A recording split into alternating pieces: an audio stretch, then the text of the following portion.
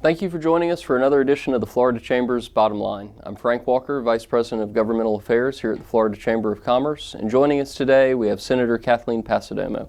Senator, welcome to the program. Great to be here. So let's talk about Florida's legal climate. We just got some news that is pretty sobering from the American Tort Reform Association. They have announced that Florida is actually the #1 judicial hellhole in the entire country, and this comes on the heels of the U.S. Chamber's Institute for Legal Reform analysis that dropped Florida from the 44th to the 46th ranked legal climate in the union. Obviously, this is a great concern for our members and for our state's overall competitiveness. Tell our members what is on the horizon in the Senate and the legislature this year on the topic of lawsuit abuse reform. I wish I could give you some good news and say we're on it, we're ready to go, but I don't see a whole lot coming out of this session for a myriad of reasons.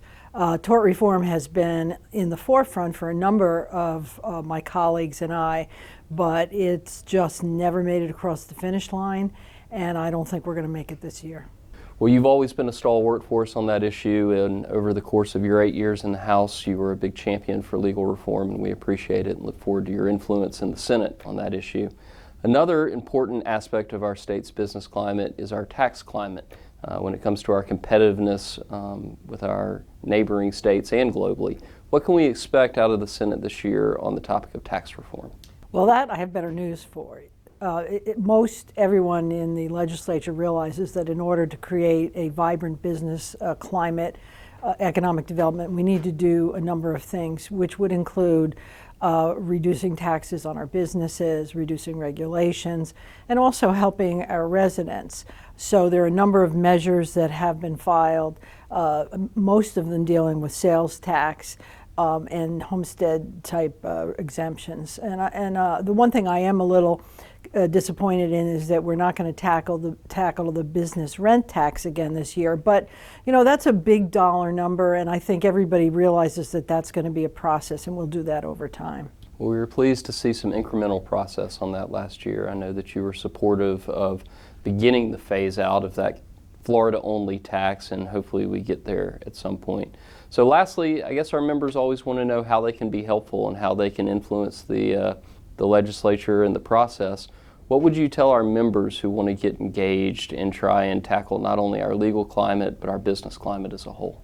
Well, I think it's really important for the members of the Chamber to actually participate. Just having a membership doesn't really cut it.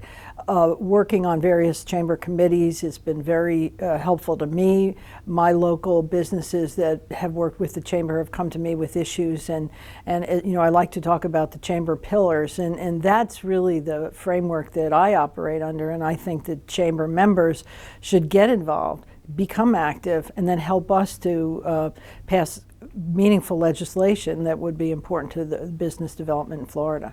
Well, you've been a fantastic partner in that effort and a great leader in the legislature, not only of business climate issues, but on the entire competitiveness agenda. So thank you for all of your leadership. To our viewers, I would say please get involved. Visit the Florida Chamber of Commerce website at www.flchamber.com. To learn more about our jobs agenda, we'll be following these issues closely and many more over the course of the entire legislative session, which starts in January of next year. Until then, thank you for joining us for another edition of the Florida Chamber's Bottom Line.